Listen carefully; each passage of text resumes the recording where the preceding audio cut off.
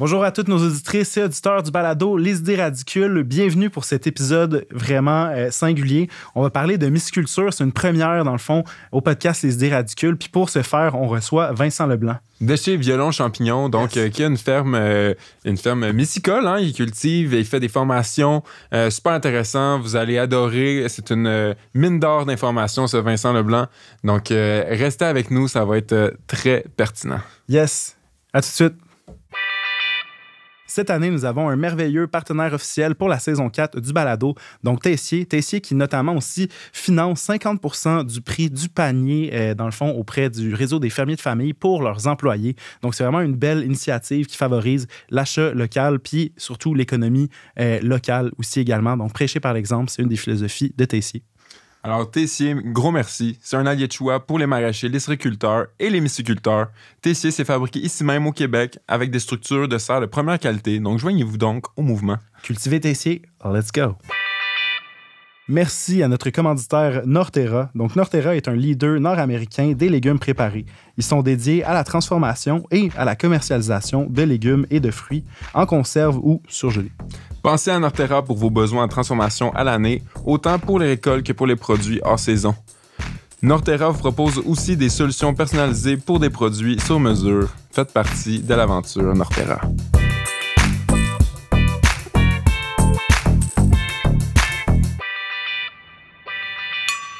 Une production Origine. Donc, avec nous aujourd'hui, Vincent Leblanc. Salut. Salut Vincent. Bonjour. Merci d'être là. Ben oui, merci. Donc, Vincent, un féru de science, hein, depuis ton plus jeune âge, de ce qu'on a compris. Tu as commencé très tôt la cueillette également dans ton parcours en milieu naturel. Tu as décidé par la suite de faire une production horticole agro-environnementale qui t'a mené finalement au désir de pousser plus la théorie, approfondir davantage tes connaissances. Tu as donc continué tes études. Tu as fait un bac en agronomie. Ensuite, tu as décidé de te spécialiser comme mycologue. Puis tu as complété ensuite ta maîtrise en biologie végétale. C'est à peu près ça? Oui. Bien expéditif. Là, il y a peut-être d'autres trucs aussi, mais je suis convaincu que ton parcours il est beaucoup plus riche que simplement ça. On va pouvoir certainement en reparler un peu plus. Mais tu sais, finalement aussi, de ce qu'on a compris, en 2013, c'est là que tu as acheté ta propre petite fermette à Sainte-Lucie. Tu as décidé de te lancer après plusieurs années d'opérations, des activités diverses comme la production, la formation, etc. Donc, Violon Champignon, c'est ce qui a été créé, le petit bijou qui a été créé. Et puis finalement, connu à travers le Québec maintenant comme une des entreprises fortes en mysiculture. De là, notre intérêt de t'avoir avec nous autour de cette table pour parler d'un sujet qui nous passionne. Donc, merci à toi d'être là. Merci pour l'invitation. Ça fait tellement plaisir. Je pense qu'on aimerait ça peut-être commencer directement l'épisode, comme on a eu la chance un peu de discuter ensemble, mais de dresser un peu la table puis de présenter un peu le portrait de la mysiculture au Québec. Selon toi, comment tu vois ça? Qu'est-ce qui se passe en mysiculture en ce moment? Les dernières années, ça a beaucoup évolué. Là. Ouais. Ça a complètement transformé. Moi, quand j'ai commencé, il n'y en avait pas beaucoup. Là. Il y avait juste Champignon Charlevoix puis le Coprin. C'était à peu près les seuls. Il y en avait un autre, là, mais c'était top secret. Moi, à l'époque, quand j'ai commencé, c'était ça. Là. Okay. Les gens ne voulaient pas parler de leur entreprise. Il n'y avait pas d'informations à part les livres de Paul Stamets. Ouais, c'est ça. Même sur YouTube, l'information n'était pas très, très bonne. Fait que j'ai commencé pas mal plus comme à l'arrache, à essai-erreur, beaucoup d'erreurs. Mais dans les dernières années, on voit qu'il y a un gros engouement. Puis même moi, je me souviens, quand j'étais étudiant en agronomie, les champignons, là, c'était mal vu, c'était toxique. Même les autres étudiants ne voulaient rien savoir là, de mettre ça dans un jardin étudiant ou... qu'aujourd'hui, là, ça fait partie là, beaucoup plus là, des gens, puis les gens en ont moins peur, donc ça paraît. Puis c'est aussi le nombre de producteurs, là, comment il y en a beaucoup plus là, au Québec. Là, ce qui est une bonne chose, parce que dans le fond, avant, c'était quasiment juste de l'importation, là, ce qu'on retrouvait ici sur les tablettes. Oui. Puis t'en as parlé quand même un petit peu, tu sais, la peur du champignon, la mycophobie, dans le fond. Oui. Est-ce que, selon toi, ça a évolué justement un peu de pair juste avec le nombre d'entreprises qui s'est comme accru. Il y a eu quand même beaucoup d'entreprises qui ont décidé de démarrer, de commencer à vendre des champignons, de faire de la démocratisation. À partir de quand s'est passé un peu plus l'espèce de switch, on pourrait dire? C'est certain que plusieurs personnes qui font de l'éducation, ça aide à à faire connaître puis à démocratiser la chose, puis que finalement, c'est pas juste mauvais, mais il y a des bons côtés aussi aux champignons. Hein, ils font partie de notre vie. C'est grâce à eux si on est là aujourd'hui parce qu'ils dégradent la roche puis permettent aux plantes de pousser. C'est le début de la vie sur Terre, finalement, là, des plantes qu'on connaît. Que tu ailles là. J'ai envie que tu puisses élaborer un peu cette théorie-là parce qu'elle est intéressante. Puis il y en a beaucoup je l'ai entendu récemment, cette théorie-là, où finalement, c'est les champignons qui auraient possiblement amené la vie sur Terre. Oui. Ben, si ça vous intéresse, il y a un super bon documentaire à la Semaine verte qui s'appelle Le Royaume des champignons, qui explique pas mal tout ça, là, que dans le fond, la vie a commencé que c'est un algue qui a rencontré un champignon qui a créé du lichen. C'est pour ça qu'on voit toujours du lichen sur un cap de roche, parce que ça dégrade la roche, puis ça permet de la rendre après ça disponible là, aux végétaux. Donc, le champignon avec des algues, ça a été vraiment le commencement, parce qu'au début, il n'y avait pas de plantes qui ont permis après ça de rendre disponible le sol aux végétaux par la suite. Donc, Fait que toutes les sols qu'on cultive aujourd'hui, toutes les terres arables, peu importe, ont commencé par cette décomposition-là de la matière, par de la roche. De la roche, ouais. Wow, quand même, hein? Vraiment. C'est comme une toute nouvelle perspective quand on y pense là, sur la création de la vie sur Terre. On dirait que on avait comme ignoré ce pan-là, ou on le comprenait pas, je sais pas. Ou on pensait au créationnisme. Ouais, c'est ça. Clairement que ça simplifiait probablement plusieurs explications. Oui, effectivement. Pas besoin de se creuser trop la tête. Puis, comment, justement, là, avant qu'on aille un peu là-dedans, est-ce que tu trouves, justement, de ton expérience un peu plus avec les marchés, avec la vente, cette mycophobie-là, justement, elle se trouve où un peu? Est-ce que ça a comme... Tu reçois-tu encore des fois des commentaires ou des... C'est certain, oui. Ouais. Oui, c'est certain qu'on l'entend encore. Des champignons, c'est toxique, on ne touchera pas à ça. Ouais. Ou le fameux commentaire, là. Des champignons magiques. C'est connu. C'est ridicule. Une espèce de commentaire plate, là. Ouais, c'est pas parce que t'es maraîcher, on va te dire pile le pot ou les plantes. Ben oui, c'est gêne, là. Comme si ça allait de pair, là. Mais on dirait que, peut-être parce que le champignon, c'est magique en soi, parce que c'est tellement merveilleux qu'est-ce qu'on peut faire avec des champignons. Mais bonne réponse. Ouais, c'est ça. J'adore. Maintenant, il faut avoir une réponse à ça parce que sinon, c'est bizarre. Là. Ben, c'est ça. Moi, je me demande justement, tu sais, là, tu as parlé un peu de Paul Stamets, qui est dans le fond un mycologue qui est quand même reconnu aux États-Unis, qui est un peu la rockstar à fond, c'est des champignons aux États-Unis, puis même maintenant partout dans le monde. Comment, justement, tu sais, là, on parle un peu du champignon magique en joke, mais tu sais, lui, il, dans son champ de recherche, il a quand même beaucoup étudié, tu sais, la psilocybine, les champignons comme ça. Comment, toi, tu vois un peu ça sur plus comme la consommation de champignons, mais vraiment gustatif, là, pas ou pour des effets médicinaux, mais comment cette popularisation-là du champignon, toi, tu l'aperçois un peu... Quoi, par rapport à un d'un bon oeil ou... c'est ça, mettons, favorable ou... C'est certain, parce que, tu sais, un des livres de Paul Stamets, c'est comment les champignons peuvent aider à sauver le monde. Je pense que, rien de moins, mais je pense que ça fait partie d'une des solutions. C'est pas, tu sais, je crois pas à une unique solution, mais, tu sais, même le FAO avec les Nations Unies, ils ont déjà décrété, les membres, que les champignons comestibles, aussi symbiotiques, allaient aider à faire face aux enjeux mondiaux qu'on va devoir faire face, qu'on fait déjà face actuellement. Donc, il y a vraiment plein de potentiel relié à ça, qui manque juste d'être développé, parce que malgré tout, le règne des champignons, qu'on dit le règne fongique, reste quand même le règne des mal-aimés. Les plantes, on les aime, les animaux sont tous cute, mais les champignons, wesh, tu sais, ou... Ça a des formes étranges. Il y a des odeurs. C'est étrange. Mais non, mais c'est quand même vraiment intéressant parce que, en tout cas, moi, c'est quand même tard dans ma vie que j'ai réalisé que il y a un règne en soi qui est les fongiques, tu sais. Puis c'est ça, c'est comme un monde qui... Moi, je vais le dire, là, c'est comme une conférence que j'ai écoutée sur toi, que j'ai ouvert la porte, tu sais, du monde fongique, puis j'ai comme... C'est une porte sur le monde qui s'ouvre, là, tu sais. C'est incroyable de commencer à comprendre ça, là. Tellement. Puis toutes les interactions aussi, c'est ça, finalement, qui sont comme un peu plus... invisible des fois jusqu'à un certain point, tu sais, comme quand on commence à s'intéresser à ça, on voit que dans le fond c'est comme c'est partout, puis c'est essentiel à toute la dynamique de la vie dans le fond sur Terre, tu sais. Ça fait partie des écosystèmes. Oui, c'est ça. Et voilà. Ouais. Puis il y a plein de choses qu'on ne sait pas non plus encore des champignons, vu qu'il fait partie du règne des mal-aimés. Donc, il est moins étudié. Il n'y a pas de budget là-dedans pour faire de la recherche. On a plus eu tendance à se battre contre tout fongique plutôt qu'à d'essayer de fonctionner avec. Là, Ben, regarde, moi, quand j'ai étudié en agronomie, il n'y avait pas de cours de mycologie. C'était juste phytopathologie. Fait que c'est l'étude des pathogènes, mais pas des champignons, là, à part ça. Ouais, quand même. Ça n'est pas en peu de temps, quand même. Là, on s'entend. Ça évolue beaucoup. Là. Ah, ouais. Incroyable.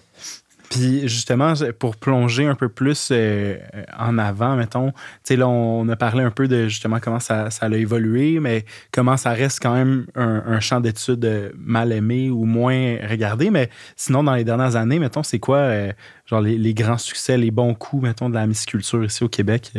Les bons coups de la myciculture au Québec. Ouais, mettons, si on peut rassembler ça un peu dans un même... C'est gros. Je te dirais que c'est encore embryonnaire, pareil. Ouais. On est encore au début. Au moins, le bon coup, c'est qu'il y a de plus en plus de producteurs qui fait en sorte que peut-être que ça va éveiller des gens sur l'importation, parce qu'avant, c'était quasiment juste l'importation. Pologne, Corée, ben, tu vas au marché Jean Talon, les pleurotes érigées, ça vient de Corée, là, la majorité encore. Là, fait que c'est pas, ça domine pas. Puis avant, ben, c'était beaucoup l'Ontario qui avait des parts de marché aussi, sinon au Québec, que là, ils s'en font plus voler. Mais là, maintenant, c'est plus du monde qui achète des blocs de l'Ontario qui font fructifier au Québec, qui peuvent avoir l'aliment du Québec. Mais au moins, ça évolue, au moins, il se passe quelque chose. Puis aussi, les gens sont beaucoup plus ouverts à ça. Tu sais, que quand moi, j'étais étudiant, vraiment, il n'y avait pas vraiment d'ouverture là-dessus. Puis jamais j'aurais pensé que... Même si c'est à la mode, là, dans le fond. Là, c'est rendu à la mode. Ben oui. Fait que jamais j'aurais pu croire ça là, il y a quelques années, là, quand j'ai commencé. Oui, quand même. Hein? Ouais. Il y a quand même ça a été exponentiel, c'est ça? En peu d'années, il y a eu un engouement pour la myciculture, les champignons en général. Wow, quand même. Puis là, donc, on comprend la mycophobie. Encore un enjeu aujourd'hui, malgré tout. C'est quoi, sinon, les autres gros enjeux qui touchent, si on veut, la myciculture au sens large? Là? Oui, au sens large. Bien, il y en a beaucoup. Ouais. Dans un premier temps, peut-être une reconnaissance. Ça, je pense que c'est quelque chose qui serait important. Une reconnaissance au niveau des instances, au niveau gouvernemental aussi, parce que dans le fond... mais ça, je pense que le problème il est plus loin aussi, au niveau recherche, que les subventions vont aux grosses entreprises, vont aux universités, aux centres de recherche, mais souvent, le praticien, lui qui pratique, il n'y a rien.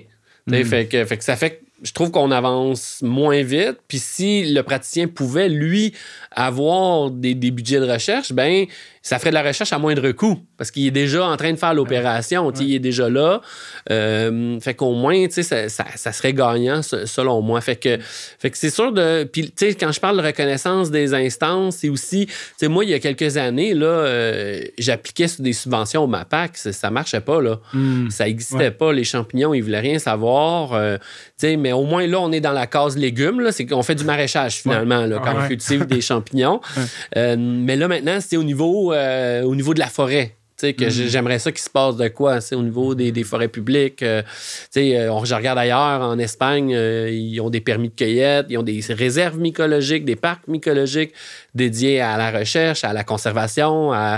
C'est toutes des choses qui n'existent pas ici au Québec, qui n'est pas pris en considération. Puis pourtant, on le voit dans les exemples ailleurs, là, ça permet de rendre les forêts plus résilientes, les écosystèmes plus résilients aux feux de forêt, aux épidémies d'insectes, aux pathogènes, etc., etc. Donc, puis on sait même que dans le fond, les Espagnols ils nous ont démontré qu'on fait plus d'argent avec des champignons à l'hectare que couper le bois. Fait que là, c'est même plus une question d'argent, c'est une question de lobby, dans le fond, là, qui est là. Oui, quand même. Puis d'industrie, c'est ça. C'est de lobby. Mais ça, c'est impressionnant qu'on commence à y penser parce que même sans les champignons, on parlait avec un acériculteur aussi, puis il y avait un peu le même son de cloche, c'est que nos forêts publiques pourraient être beaucoup plus rentables, juste quand on pense... Tout simplement, argent. Juste avec le sirop d'érable, on peut rendre ça plus rentable qu'une coupe. Alors là, si après ça, on ajoute... tous les produits forestiers non ligneux, les champignons, c'est comme...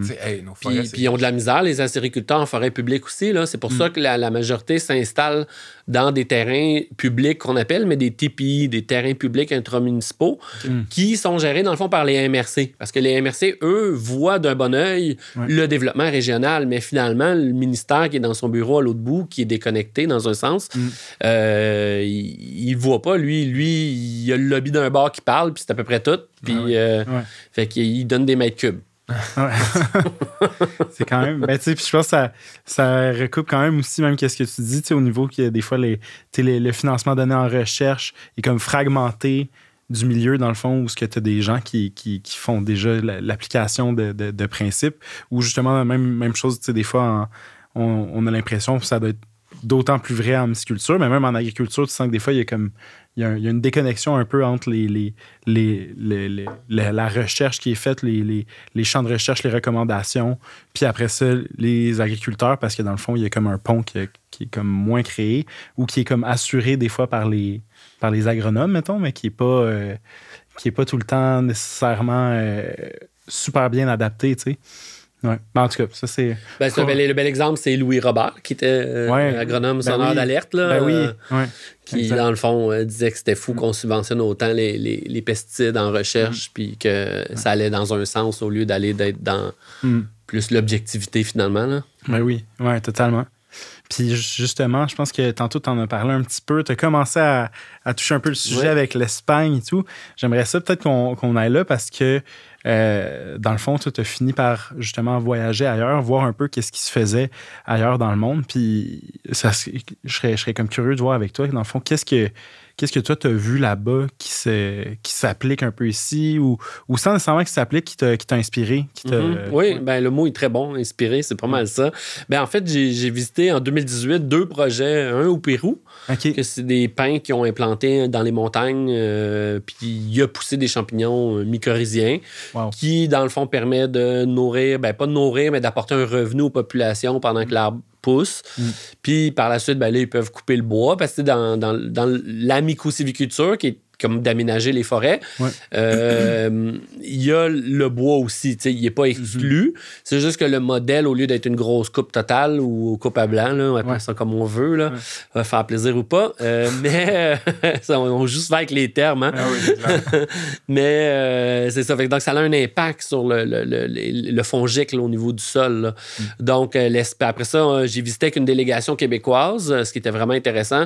Donc plusieurs acteurs du Québec là, qui veulent avoir ça dans leur région, dans leur MRC, dans leur région administrative, sinon là, développer ça. Parce que c'est vraiment un bel exemple là, en Espagne. Là. C'est vraiment incroyable tout ce qu'ils ont développé là-dedans, que même ils font des projets de recherche depuis 25 ans. Juste ça, ici, c'est impossible là, d'avoir du budget. Là, 3 ans, c'est bien beau. Là. Ouais. Mais c'est comme bizarre de dire qu'on fait un projet de recherche 3 ans sur quelque chose qui prend 40-50 ans avant d'avoir résultat. T'sais, en foresterie, tu plantes des arbres, c'est dans longtemps que tu vas cueillir ça. Fait que dans longtemps que tu vas avoir un résultat.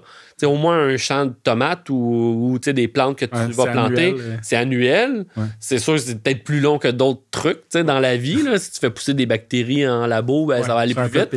C'est ça, ça va aller beaucoup plus vite, mais tu vas avoir des résultats plus rapidement. Tu vas voir de quoi, mais parce que dans le fond, la recherche, il y a une bonne partie que c'est de l'observation. On observe qu'est-ce qui se passe, puis on fait des chiffres par rapport à ça. Là. Puis dans les projets justement que tu trouvais inspirants en Espagne, c'est quand tout est passé notamment, c'était quoi qui était en train de se faire? Ou? Ben, il y en avait que ça faisait déjà 20-25 ans que ça roulait comme projet. Dans le fond, c'était vraiment génial. C'était comme un club med pour champignons, qu'on se promenait, on avait l'autobus, là, puis on allait visiter plein de projets. Il y avait même des conférences avec des chercheurs. Puis on a visité plein d'endroits de recherche. Donc, fait qu'ils ont découvert, en tout cas, le coin de Barcelone, ils ont découvert que faire des éclaircies pouvait favoriser les champignons, le réchauffement du sol. Donc, ils ont réussi à ramasser vraiment des super belles données qui nous permet d'avoir une science aujourd'hui qui s'appelle la mycosylviculture. Puis c'est intéressant parce que c'est applicable ici aussi au Québec. Là. Moi, j'ai fait des diagnostics aussi, le mycosylvicole, qui veut dire d'analyser la forêt. Puis on s'est rendu compte que c'était proche de leurs données aussi, de ce qu'eux sortaient comme information là, au niveau scientifique aussi. Puis ils ont des endroits aussi de conservation et il y a toute une industrie qui est reliée à ça qui s'appelle le mycotourisme. Donc, puis c'est vraiment axé vraiment là-dessus plus qu'autre chose. Fait que même le champignon, des fois, je trouvais qu'il était un petit peu trop secondaire, quasiment. C'était plus mycotourisme. Fait que t'as même des endroits, t'as le musée du champignon, t'as des tables mycogastronomiques avec des logos. Tu vas à l'information touristique, t'as des cahiers, puis t'as un permis permis de cueillette aussi. Okay. Moi, quelque chose que j'aimerais qu'on aille au Québec. Ah ouais, j'aimerais un permis de chasse, là. C'est carrément ça. Fait que là, au moins, ça fait que c'est reconnu au niveau des instances. Ça amène de l'argent d'un coffre de l'État, disons. Fait que là, on prend ça en considération parce qu'en ce moment, ça n'existe pas. C'est pas pris en considération. Puis pourtant, il y a plein d'avantages à ça. Là. V'là 25 ans, en Espagne, les forestiers ne voulaient rien savoir de ça parce que je le sais que le changement fait peur. Mais aujourd'hui, ça fait partie intégrante là, de la foresterie parce qu'on le sait que les forêts sont plus résilientes. C'est mieux adapté là, au changement qu'on va voir. Moi, c'est ce côté-là aussi que je trouve fascinant, puis j'aimerais qu'on plonge un peu dedans, mais comment finalement ça peut rendre nos forêts plus résilientes de façon concrète? C'est quoi le rôle qu'ils peuvent jouer dans cet écosystème-là, justement? Oui, c'est vraiment intéressant de voir que la symbiose, finalement, qu'on appelle, hein, qui est une relation intime, hétérospécifique entre l'arbre, disons, puis le champignon. Grosso modo, c'est 80% des plantes sur la planète qui ont des mycorhizes. Mais quelque chose qu'on observe au niveau mondial, c'est qu'ils diminuent constamment. Les ectomycorhizes, ceux qu'on voit ou qui sont comestibles, comme la chanterelle, les matsutake, les dermatoses des russules, eux, les ectomycorhizes diminuent au niveau mondial. On en voit de moins en moins. C'est sûr que l'humain, il est plus nombreux, là, il n'y a que beaucoup d'espace, on le voit, on pop des maisons, c'est terres agricoles aussi, on pop des maisons un peu partout, ça a quand même un impact, on fait de la foresterie de plus en plus aussi pour pouvoir fournir la demande. Les besoins qui ont. Tout à fait, fait que c'est ça, fait qu'on voit que ça diminue, mais c'est ça, le champignon lui-même, il va être en relation avec l'arbre, puis l'arbre, quand même, c'est assez incroyable, là.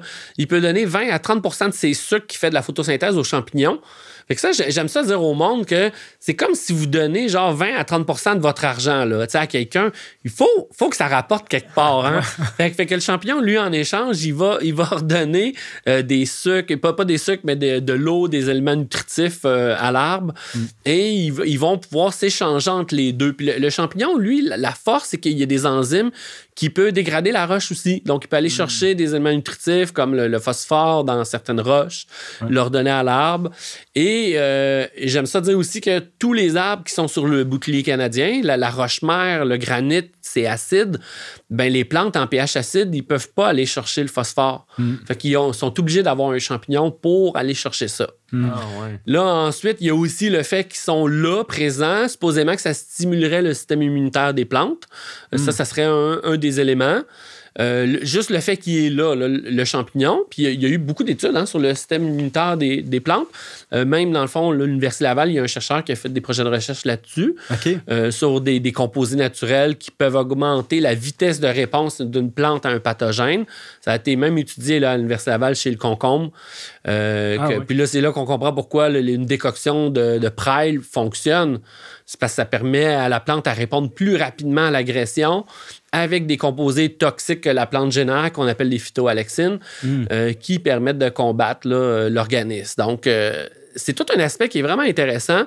Et là, je ne vais même pas dans les idées que Paul Stamets met de l'avant, puis d'autres chercheurs, que les champignons peuvent communiquer, permettre aux arbres de communiquer comme la fibre optique. Il y a certains chercheurs qui ont même cloisonné des plantes au niveau aérien, mais au niveau du sol, il y avait le même sol, puis d'un côté, la plante, il l'attaquait avec des ravageurs, puis de l'autre côté, il n'y avait pas de ravageurs, mais la plante, elle produisait des phytoalexines par les racines puis le mycélium qui s'échangeait de l'information, qui disait en quelque sorte à l'arbre d'à côté ou à la plante d'à côté, « Hey, ils sont là, produisent des toxines. » tu sais. Ah oui? Ouais. Tabarouette.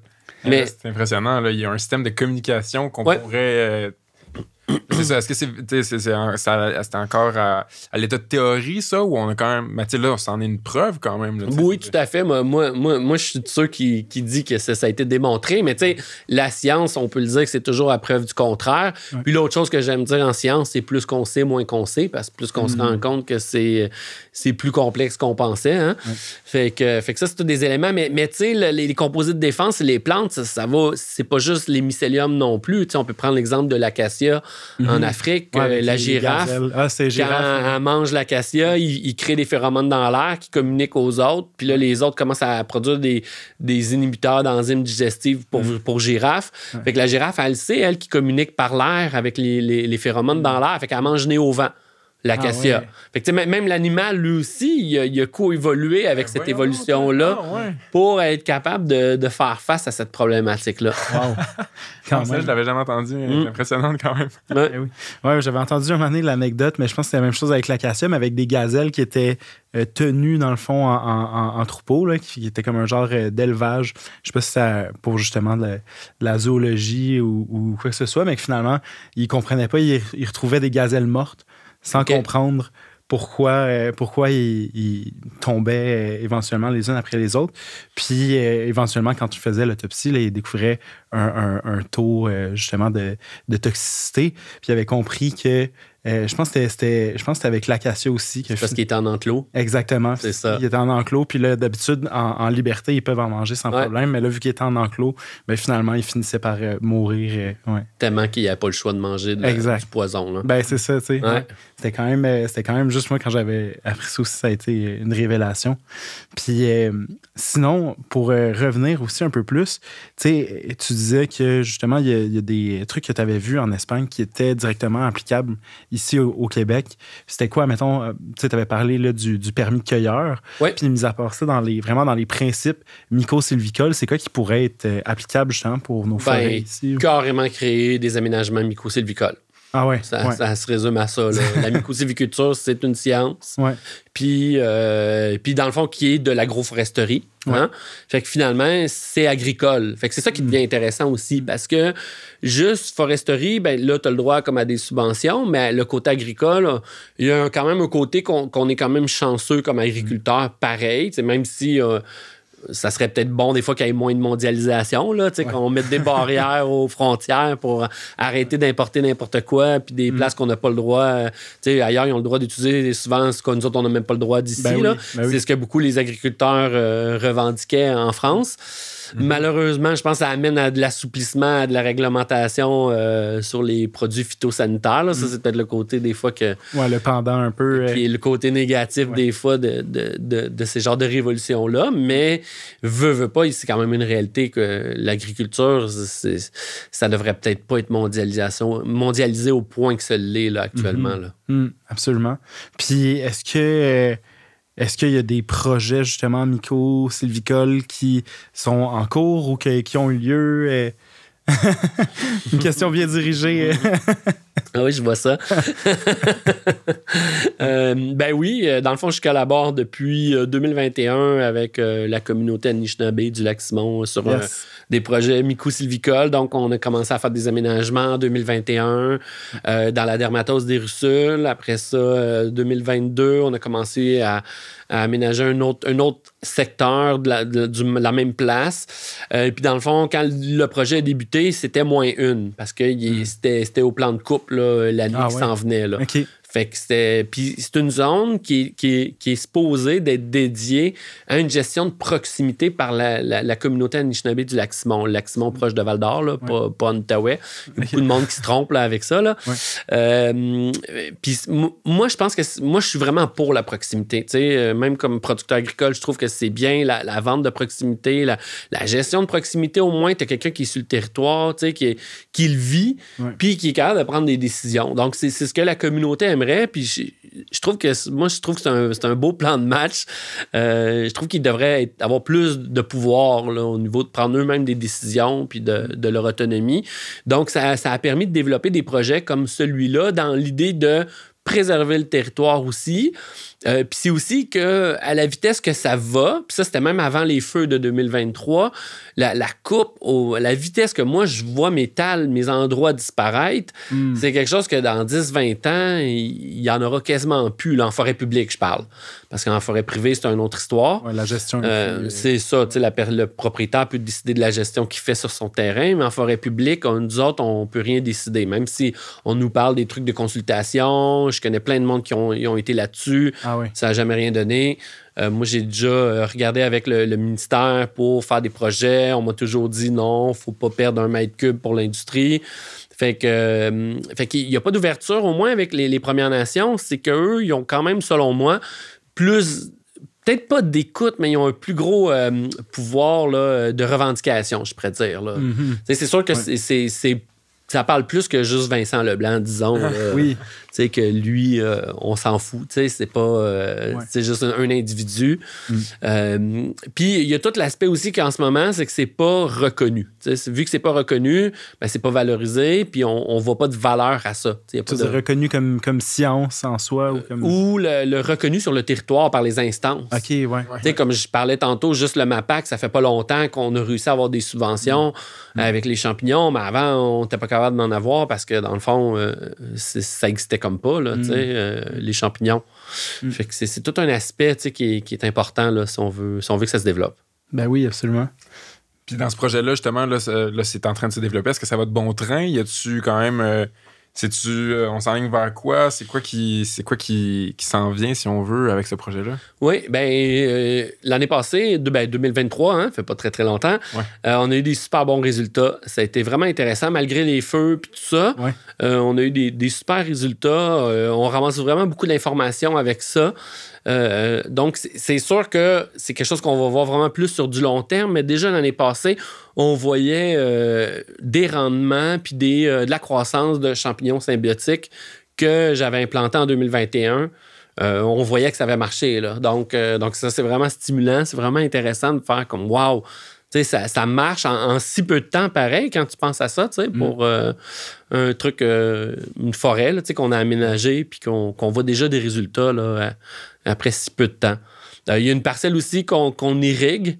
Donc, ça aussi, c'est intéressant. Donc, l'idée de l'irrigation en forêt, c'est de pouvoir pallier aux sécheresses, au changement climatique, là, qui fait que... Parce qu'une des problématiques avec les champignons en forêt, c'est un approvisionnement stable. Si une année t'en as, l'autre année t'en as pas. Puis là, après ça, c'est que ça favorise les revendeurs. Ça aussi, c'est un truc que j'aime chialer un peu là-dessus, mais c'est du monde qui sont ici, ils font peut-être pousser 2-3 plantes, puis là, après ça, ils achètent de partout dans le monde des champignons, puis là, ils revendent ici. Puis là, ben, les gens pensent que c'est des artisans, fait que là, ils les encouragent, mais ils en ont tout le temps. Une année de sécheresse, ils ont plein de chanterelles pas chères. Tandis que moi, disons, une année de sécheresse, ben, j'en avais pas beaucoup, puis il fallait que je la vende plus cher. Puis si je voulais rentrer dans mon argent, disons, par rapport à ça, d'aller chercher la ressource, tout ça. Donc, c'est tout cet aspect-là là, qui fait qu'il est pas évident. Ben oui, c'est clair. Puis, juste par curiosité, niveau technique, comment tu fais pour irriguer une forêt? Ben oui, avec une pompe, comme en agriculture. Ah ouais, OK. De l'aspersion, là. Ouais. OK, wow. Puis, j'imagine que ça va être une méchante pompe, dépendamment de la zone à irriguer. Méchante pompe, méchant bassin, comment... Une bonne pompe Honda. Une bonne pompe Honda. La bonne vieille Honda, là. La pub, là. On peut même faire de la pub pour du bois aussi, là. Ah ouais. Du bois qui sont... clair. Les maîtres de l'irrigation au Québec. Ça ressemble à quoi la superficie, justement, que vous travaillez? C'est 3300 mètres carrés qui est irrigué. Okay. Ouais.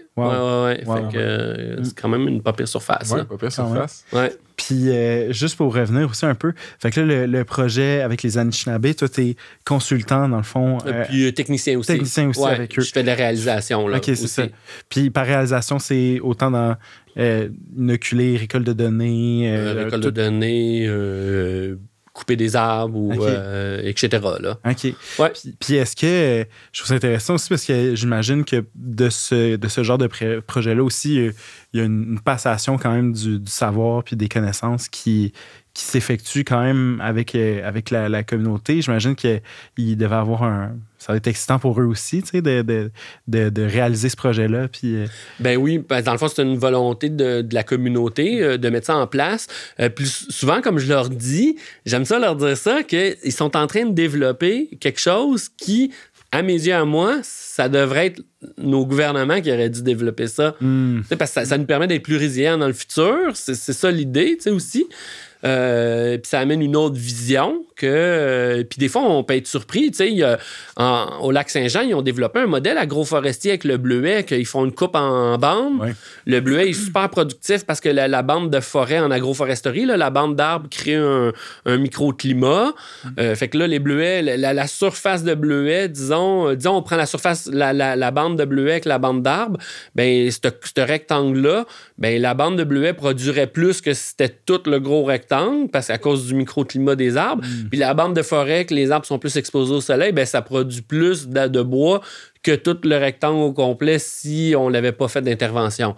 Wow. Donc, ça, c'est des modèles. Je trouve que c'est vraiment intéressant, là, même au niveau productivité. Là, oui, ça change un peu la perspective de s'imaginer que si on veut maximiser, ben il faut faire une espèce de grosse monoculture puis d'essayer d'optimiser le plus possible cette culture-là, mais que dans le fond, finalement, en symbiose avec d'autres végétaux ou autres, finalement, on bonifie la productivité. Tu sais, je pense à un autre exemple, mais comme dans le café, ils se sont rendus compte que les caféiers qui sont à nu avec zéro arbre, zéro ombre, produisent moins que ceux qui sont accompagnés d'arbres et tout. De pin, entre autres. Et... Fait que c'est intéressant qu'on commence à changer de cette perspective puis qu'on se rende compte que le modèle qu'on a pensé être le plus efficace, finalement, ne l'est pas, tu sais.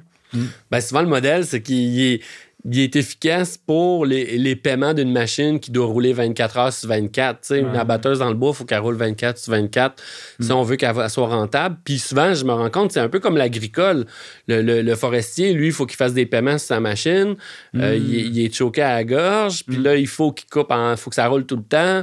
C'est la même affaire pour l'agriculteur. Là. Lui aussi, il y a un gros tracteur qui vaut une fortune pour être capable de vite y aller dans le champ. Puis c'est des choix qu'on a fait, dans le fond, on regarde d'autres pays, il y a des machines, de la machinerie à forfait. Au lieu d'acheter chacun nos tracteurs, en Allemagne, c'est beaucoup, il y a des parcs de machinerie que là, c'est à forfait ou tu loues ou des choses comme ça, que le tracteur, au lieu de rouler peu de temps dans l'année, ben là, il va peut-être rouler un peu plus ou... Ouais, puis ou tout simplement, j'ai l'impression, puis ça va être super la fun, on va pouvoir en parler dans un prochain épisode avec Yvan Perrault, mais qu'il y a de la machinerie qui peut être mieux adaptée justement à des plus petites surfaces, qui fait que t'as pas besoin d'avoir la moissonneuse-batteuse qui est large, qui fait des mètres et des mètres, puis finalement avoir des plus petits outils mieux adaptés à travailler dans des territoires qui sont divers, tu sais. Fait que là aussi, tu sais, on a quelque chose qu'on peut modifier notre... Avec un niveau d'endettement moins élevé. Et en plus, mais oui, c'est ça. T'imagines? Ça paraît si simple, si logique, tu sais. Puis, des fois, ça l'est pas. Ben effectivement, oui. Puis moi, je me demandais, par contre, est-ce que, justement, tu sais, la myciculture, justement, il y a quelques années, était comme encore quelque chose de méconnu. Là, la mycosylviculture, j'imagine, est comme encore une espèce de bête à part entière, mal compris. Zéro connu. Zéro connu. Dans le fond, on est à l'an zéro. Ah ouais, c'est ça. En Amérique du Nord. Je crois, oui, beaucoup. Ouais. Il existe l'information est là. Les articles scientifiques sont là aussi. On a fait plein d'articles sur l'écologie des champignons, l'étude, c'est quoi qui fait qu'ils poussent, c'est quoi qui... dans le fond, on a toute l'information. Ce qui manque, c'est de mettre en pratique tout ça. C'est ça, d'avoir des praticiens ou des projets, justement, qui sont lancés. Le projet Anishinaabe pourrait devenir, dans le fond, une sorte d'exemple pour le restant du territoire québécois, parce que... C'est un exemple, oui. C'est un exemple. Il y a d'autres régions, je pense à la Mauricie, qui est quand même, j'ai l'impression, des fois plus avancée au niveau cueillette, puis qui voient leur territoire pour cette richesse. Pourquoi est-ce que c'est pas démarré là-bas, ces projets-là? Qu'est-ce qui s'est passé pour pas qu'il y ait une continuité, tu sais? Oui, c'est ça. En Mauricie aussi, il y a beaucoup de travail à faire, là, même si la filière est quand même forte là-bas. Mais tu sais, c'est plus au niveau mycotourisme. C'est un peu plus axé aussi dans le sud de la Mauricie. Donc, c'est pas la totalité du territoire. Donc, c'est sûr que la partie plus au nord, tu sais, souvent la forêt, il y a des usagers, mais beaucoup de monde qui y vont pas non plus, là, qui vivent au Québec puis qui n'ont jamais été dans un chemin forestier. Là. Non, c'est clair. Puis le territoire est vaste. Hein, Tout à fait. Puis je me dis, heureusement, avec des projets comme qui sont en train de se passer là, avec la communauté Anishinaabe, c'est comme on est à l'aube peut-être de ce changement-là, d'avoir plus de projets qui se créent. Je ne sais pas, est-ce que, tantôt on parlait de l'Espagne en Europe, mais justement ailleurs en Europe, est-ce que, on pourrait dire, l'initiative ou l'avant-gardiste de l'Espagne a mené à avoir une meilleure compréhension, ou pas nécessairement compréhension, mais plus de projets, justement, mycosylvicoles. Oui. Ben, il y a le Portugal qui est quand même aussi bien développé. La France aussi. C'est juste en parlant avec les gens qui travaillent en France sur des projets mycosylvicoles, on dirait que c'est peut-être moins accepté, pareil, au niveau des instances, encore une fois. Même si on le voit, nous, que c'est dans la culture française, disons, le champignon et tout ça, mais au final, ça l'est, mais pas, peut-être pas autant qu'on pourrait le croire. Donc, mais oui, autour, tu sais, l'Italie, tout ça, ben, tu sais, la truffe, ça vient de là, tu sais. Donc, oui, c'est sûr que ça rayonne. Il y a aussi la Nouvelle-Zélande qui est... Puis l'Australie, qui est quand même bien développée là, au niveau de projets mycosylvicoles. Es-tu beaucoup dans la perspective, justement, de résilience face aux feux de forêt ou c'était même de la culture mycicole point? Il y a des endroits, c'est mycicole point, là, production, disons, de champignons à valeur gastronome. Puis on le voit aussi même maintenant aux États-Unis, beaucoup en Oregon. En Oregon, il y a des producteurs de sapins de Noël qui font pousser des truffes avec les sapins. Donc, tu sais, il y a tout. Ça reste la mycosylviculture aussi. Il y a un beau projet, je trouve, qui est vraiment intéressant en Tunisie. C'est une pépinière qui fait des arbres forestiers. Puis ils plantent dans des endroits là-bas. La Tunisie, c'est beaucoup de sol calcaireux. Il y a beaucoup d'arbres qui ne poussent pas, parce qu'une plante, techniquement, en pH de 7... Tantôt, je vous ai parlé des sols acides dans les Laurentides. Ben, à l'inverse, si on est trop basique, les arbres ne sont pas capables d'aller chercher les éléments nutritifs, sauf s'il y a des mycorhizes. Donc, ils ont développé des plants avec des mycorhizes qui ont pu reboiser des endroits qui n'avaient pas d'arbres qui poussaient vraiment dans des sols très calcaireux. Là. Donc, ça devient intéressant, je trouve. Là, on voit tout le potentiel là, du champignon. Là. Ah, tellement. C'est vraiment hallucinant. Puis j'ai comme hâte là, que ça se passe de plus en plus, puis que justement, on a des instances qui se mettent à vouloir se mettre la partie. Là. Puis, mais j'ai quand même l'impression que, tu sais, oui, ça va passer aussi par le public, tu sais. Tout le monde, justement, vont aimer les champignons. L'éducation. Puis l'éducation, quoi de mieux que, tu sais, de goûter à des bons champignons, d'apprécier la diversité qui est quand même d'être cultivée ici. Puis de là, tu sais, les mentalités vont changer, le monde va commencer à être plus ouvert, plus à l'écoute de ces projets-là, tu sais. Puis ça, je trouve ça vraiment inspirant. Puis de là, je trouve que encore une fois, tu fais un excellent travail de démocratisation. Je veux dire, combien de sortes de champignons tu cultives, puis combien tu permets au monde de les cultiver, tu sais. On en a déjà parlé en pré-entrevue, mais tu sais, tu as commencé à faire, à vendre, en fait, du mycélium liquide pour que le monde puisse cultiver à la maison de façon hyper simple. Ça, tu peux-tu nous parler un peu de ce projet-là? C'est vraiment intéressant. Oui. Ben, dans le fond, l'idée de violon et champignon, c'est beaucoup d'éduquer. Hein? Puis d'où que c'est venu, ça, c'est que à l'époque, quand j'étais étudiant, je contactais des producteurs de champignons, puis on me disait « Ah, t'es de la concurrence possible, je suis pas intéressé à te parler, salut, bye », on me raccrochait à la ligne au nez. Fait que ça a fait comme « Oh, OK, on est loin, tu sais, d'avancer dans quelque chose. » Fait que c'est de là, tu sais, j'ai comme pas eu le choix. Puis à un moment donné, je me suis mis à vendre du mycélium. Ben là, le monde savait pas quoi faire avec ça. Fait que là, j'avais pas le choix là, d'éduquer, de faire des formations, faire des activités. Justement, je travaille sur une formation là, que j'aimerais offrir sur la mycosylviculture pour que ça se développe. Puis sinon, c'était quoi tu me posais la question? Les seringues. Oui, la culture liquide. Ouais, ça, on a travaillé depuis 2 ans à développer plein de techniques que les gens peuvent faire sur leur table de cuisine sans avoir un laboratoire, là, sans faire l'achat d'un laboratoire. Donc là, ça devient intéressant parce que c'est des techniques faciles qui ne demandent pas un investissement énorme puis qui permet aux gens là, d'avoir accès à plein d'espèces, hein, plein de génétiques ou de souches ou variétés de champignons. Là. Dans le jargon des champignons, on parle des souches, mais en horticulture, on va plus parler de variétés. Donc, c'est pour ça qu'on a une belle banque. Là. Moi, j'appelle ça une banque de mycélium ou une collection, là, si on préfère. Une belle collection. Ouais, de mycélium, dans l'idée aussi de développer la recherche au Québec, parce que dans le fond, c'est les souches qui nous permettent, comme là, on a une souche qui pousse sur des polypores soufrés, des polypores en touffe qui poussent sur des hêtres que j'ai clonés, fait que c'est comme une génétique qui est développée pour ça. Normalement, ce champignon-là, il pousse sur des chênes. Des chênes, c'est pas si accessible que ça. Puis là, les populations plus au nord, ben là, j'en ai une qui pousse sur des bouleaux. Donc là, ça devient intéressant là, de pouvoir développer ça autant pour le sud que pour le nord. Là. J'ai cette vision-là aussi du territoire dans son entièreté. Donc, le mycélium liquide, c'est ça qui est le fun, c'est que ça se conserve longtemps. Puis, on peut expédier juste une seringue, ça coûte pas cher par la poste. Les gens reçoivent ça. Puis plus simple qu'un gros bloc de mycélium qui t'arrive à la maison. Ouais. Là, c'est sûr qu'après ça, c'est toi qu'il faut qu'il le fasse. Là, oui, c'est ça, tu fais ça. T'as une autre histoire, mais en place ça, tu peux en faire autant que tu veux. Là. T'es rendu autonome. Là. Puis en pratique, vite fait, tu reçois la seringue à la maison, puis tu ferais quoi avec cette seringue-là, mettons? Ben, si t'es pas prêt, t'as mis au frigo. Sinon, l'idéal, c'est de te faire une culture mère.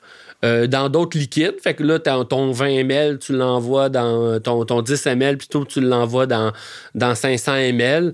Fait que là, tu crées une expansion. Après 2 semaines, 1 semaine, c'est déjà prêt à être utilisé. Là, après ça, tu peux faire quasiment autant que tu veux. Là. Fait que c'est ça qui est intéressant. Là.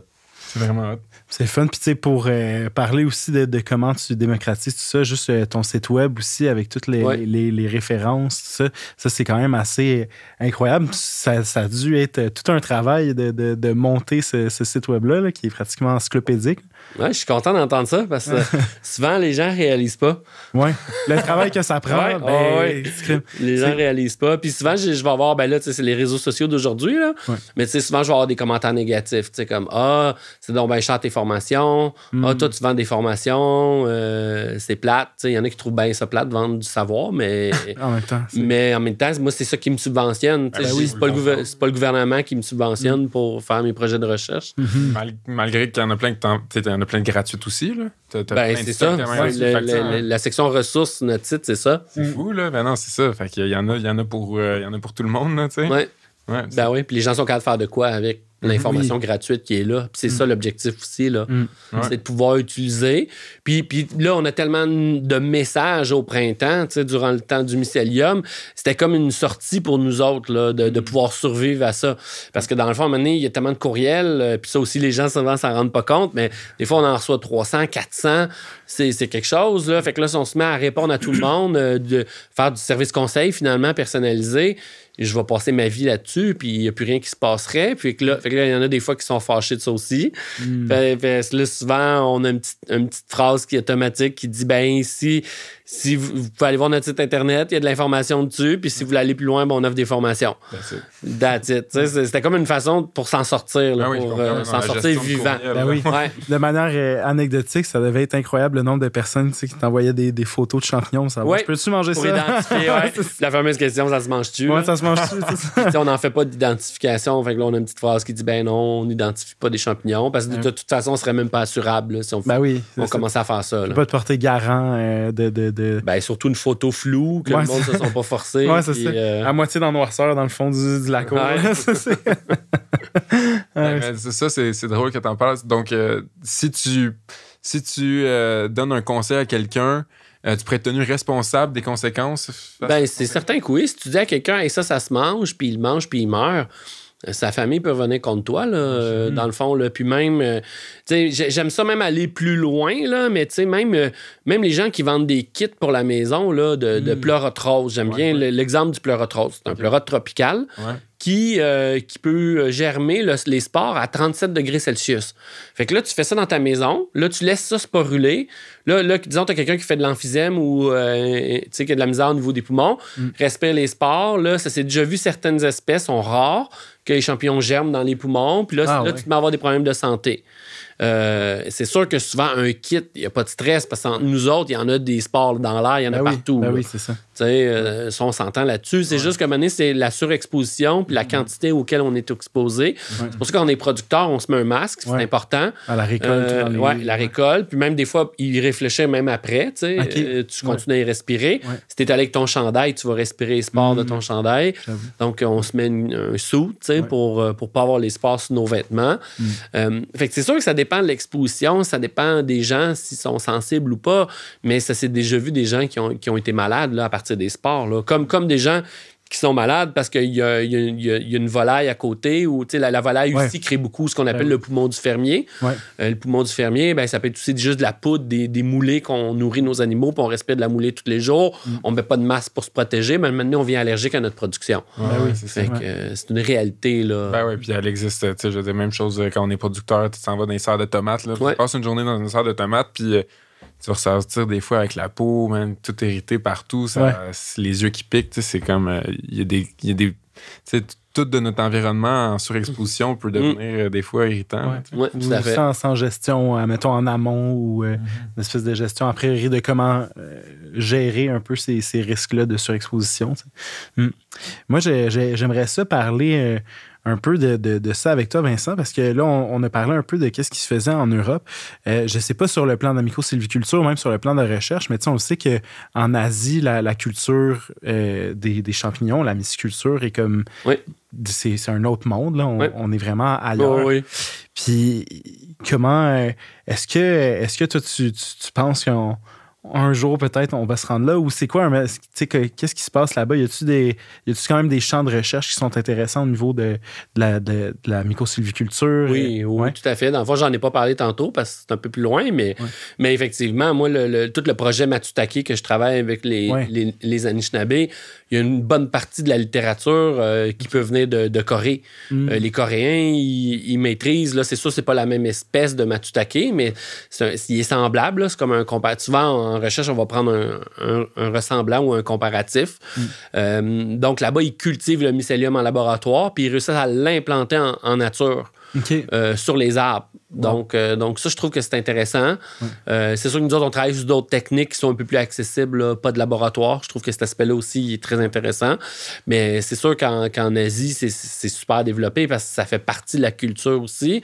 Et les gens, les fermiers, ça fait partie aussi de leur vie. Il y en a que... Genre, je prends l'exemple de la volvaire, Volvaria volvacea, Padistra mushroom. C'est un champignon qui a sorti beaucoup de producteurs de riz de la misère en Asie. Parce que dans le fond, ils récoltaient le riz, puis là, après, ils arrivaient, puis là, il n'y avait plus rien comme entrée d'argent. Fait que là, ils ont développé la culture de la volvaire sur la paille de riz. Là, après ça, il y avait la volvaire comme champignon qu'ils ont pu commercialiser, qu'ils ont pu transformer, qui a apporté une plus-value là, à leur production, à leur ferme, finalement. Puis qui a permis de recycler une matière qui, après ça, retourne au sol. Puis qui devient du sucre. Ça contribue à la matière organique. C'est tellement cool. C'est vraiment impressionnant. Moi, j'aurais voulu continuer peut-être à aller un petit peu plus là-dedans, mais je me demandais justement, ça, c'en est un projet qui est super intéressant.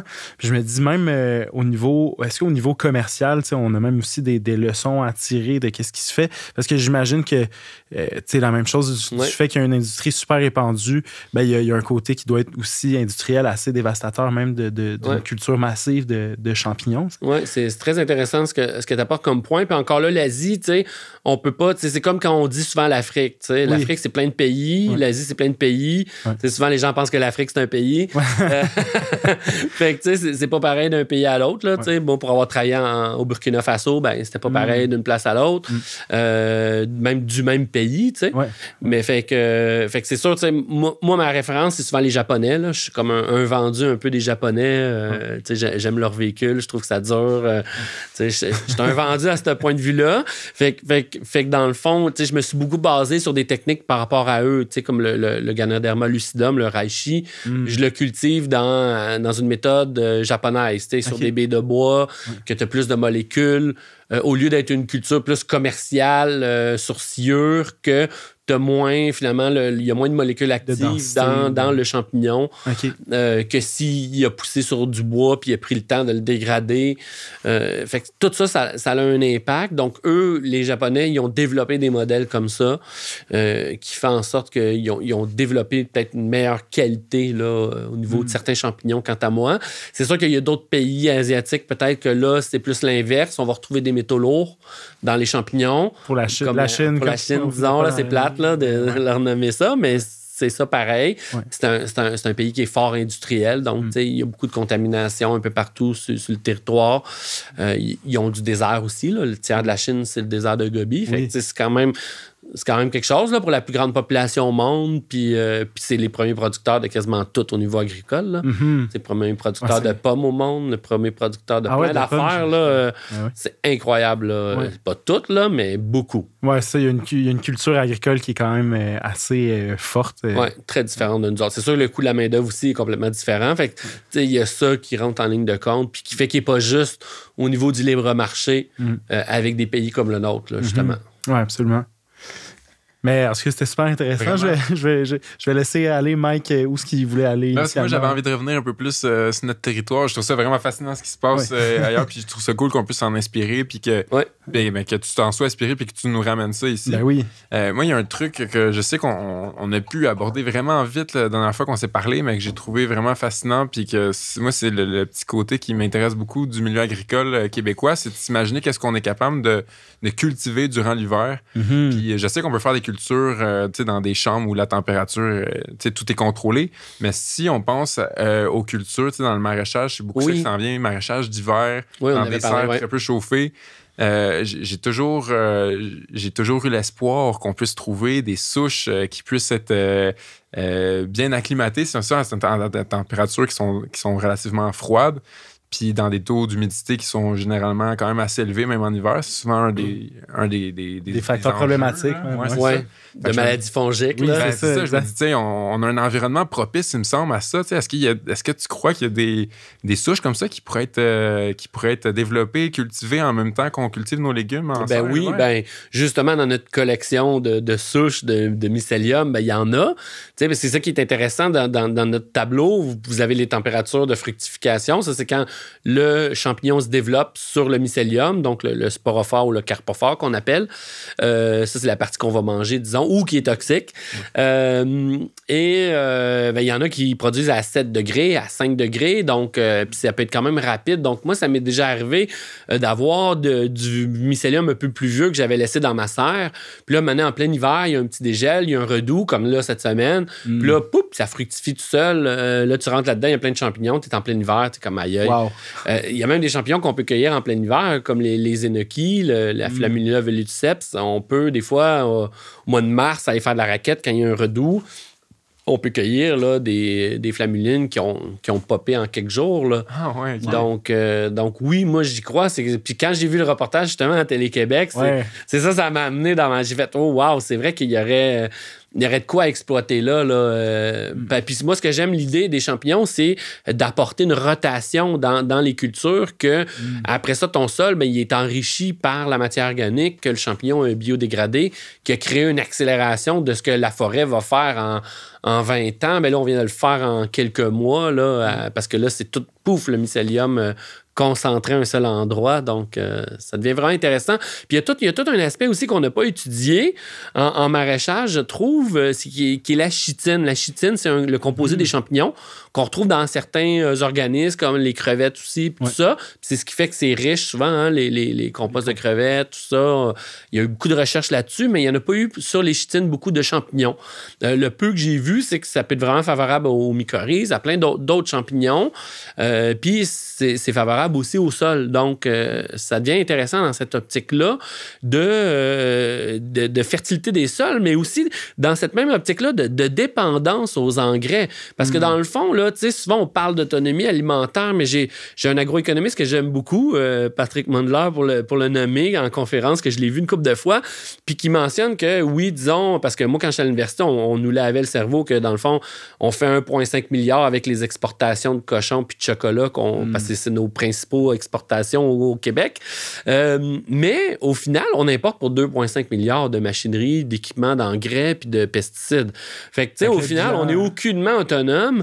Puis on dépend de d'autres pays qui sont en guerre ou autres. Puis, fait que moi, j'ai hâte un jour qu'on essaye de collectivement réfléchir puis mettre en place des trucs pour qu'on se sorte de cette dépendance-là pour être résilient. Parce que, tu sais, même l'agriculture biologique, là, ça vit du fumier de poulet.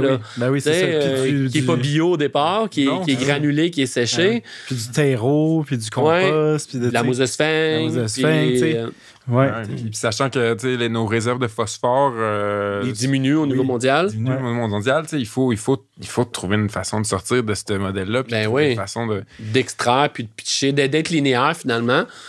Puis on extrait, on pitch l'autre bord, puis au lieu d'être circulaire. Là. Ouais, oui. Ouais. Absolument. Sortir du linéaire vers le circulaire. Ouais. I love it. Tendre vers. Tendre vers, oui, c'est ça, exact. C'est ça. Je pense que l'autarcie complète serait difficile, mais du moins se réapproprier la fertilité de nos sols, déjà là, ça serait beau. Puis effectivement, si le champignon peut contribuer à ça, je pense que ça peut être un beau cycle qui, au final, ajoute de la valeur dans tous les sens, en fait. Puis peut-être que l'autarcie complète n'est pas possible non plus à certains endroits dans le monde. Ouais. J'aime bien l'exemple. Moi, quand j'ai travaillé au Burkina, il n'y a pas d'iode dans leur sol. Fait que les gens, ils souffraient de carence en iode. De l'autre, tu as des grosses gorges de même, là, puis tu es pogné avec ça jusqu'à la fin de ta vie. C'est pour ça qu'on met de l'iode partout dans le sel aujourd'hui, tu sais. Puis qu'on en a probablement en excès, tu sais, mais c'est parce qu'il y a des populations ailleurs que ça marchait pas, là. Ouais, fait que clairement qu'après ça, l'interdépendance, c'est aussi quelque chose. C'est pas tous les sols qui permettent de tout nous apporter, puis... Crime. Mais super intéressant. Je pense qu'on arrive bientôt à la fin de cet épisode-là. C'est déjà fini. Mais j'aimerais ça peut-être pour une note portée vers le futur. C'est quoi un peu... qu'est-ce que tu souhaites à la myciculture ici au Québec là, pour les prochaines années? Comment tu vois ça? Ben, c'est certain que je souhaite que ça continue à se développer. C'est certain que moi, j'aime beaucoup la localité, l'idée d'être local. Donc, j'espère que les gens, à un moment donné, vont prendre plus conscience de ça. Je peux comprendre qu'en période d'inflation, c'est pas évident au niveau des budgets et tout ça. Mais en même temps, on tombe dans un cercle vicieux. Puis là, la myciculture, ce que je semble observer, c'est qu'à ça tend à se spécialiser, comme les autres grosses productions agricoles. Fait qu'il y a un producteur de mycélium qui va vendre à plein d'autres petites fermes ou un producteur de blocs où on va importer des blocs ailleurs. Fait que ça, encore, tu sais, je peux comprendre parce qu'il y a toujours l'économique qui est là-dedans, tu sais, mais ça fait en sorte qu'on développera pas nous-mêmes. Tu sais, on va être moins résilient pareil. Tu sais, comme même si tu as une ferme puis tu dépends d'un approvisionnement en mycélium d'un autre, bien, si l'autre, il y a un problème, la chaîne est coupée. Là. Fait que ça, c'est dans beaucoup de choses. Puis c'est le fameux économique qui nous amène à ça, qui nous oblige en quelque sorte à s'hyper spécialiser dans un domaine. On le voit avec l'industrie porcine, que c'était de l'intégration verticale. Là. Ils vendaient la moulée, ils vendaient les porcelets, rachetaient le truc, puis s'occupaient de la mise en marché. Puis on voit que ça va pas bien là, en ce moment.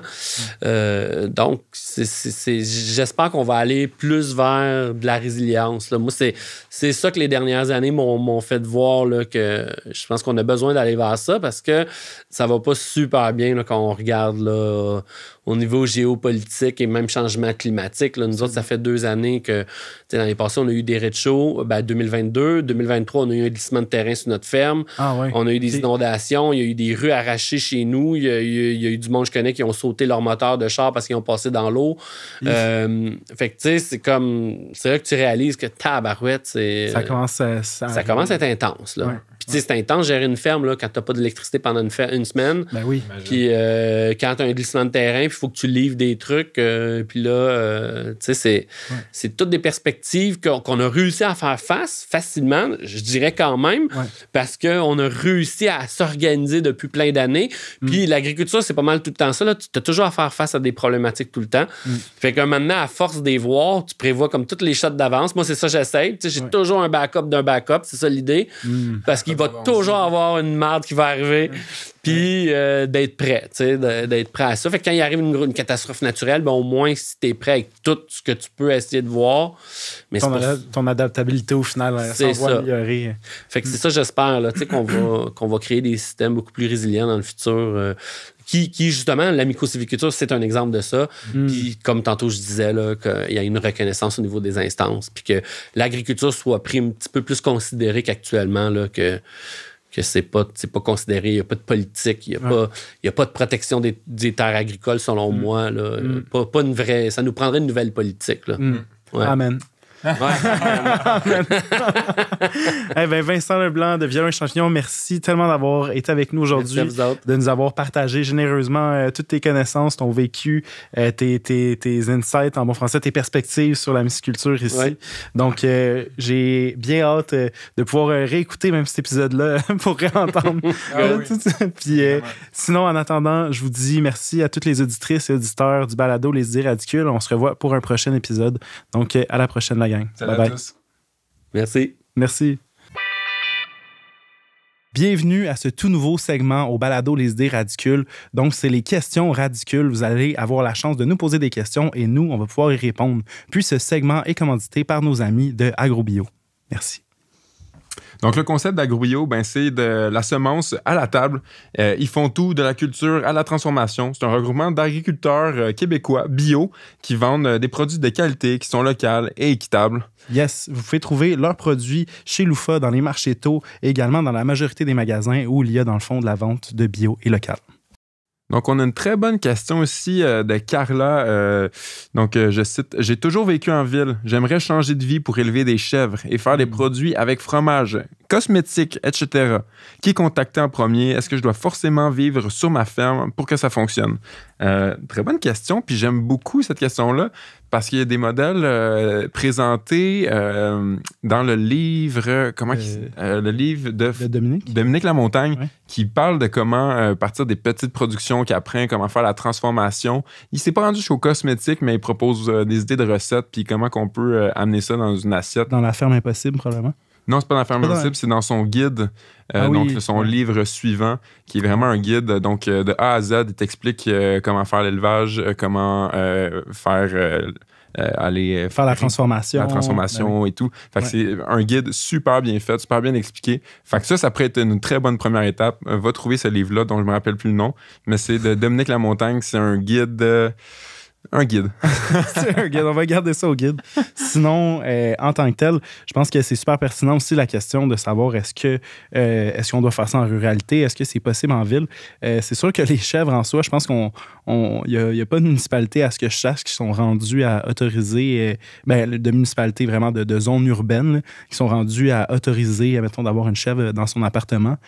Quoique peut-être certains quartiers, ça pourrait passer vraiment inaperçu.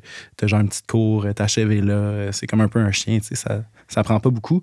Mais je pense qu'officiellement, il faut quand même avoir un certain accès à la terre pour faire ce genre de production-là. Mais il y a quand même d'autres choses qu'on peut faire peut-être avant de se rendre jusqu'à, mettons, avoir une chèvre en soi, si on veut se rapprocher un peu de la tradition de faire du fromage, de faire des produits cosmétiques. Tu sais, ça peut commencer par aller voir justement des producteurs de lait de brebis, de lait de chèvre, de voir comment ils font, de voir comment ils transforment leurs produits, de leur en acheter, transformer à la maison pour se faire un peu la main. Puis ça permet aussi en même temps de voir est-ce qu'on aime ça, on veut-tu faire ça de notre vie, puis après ça, de se lancer, puis de faire le move.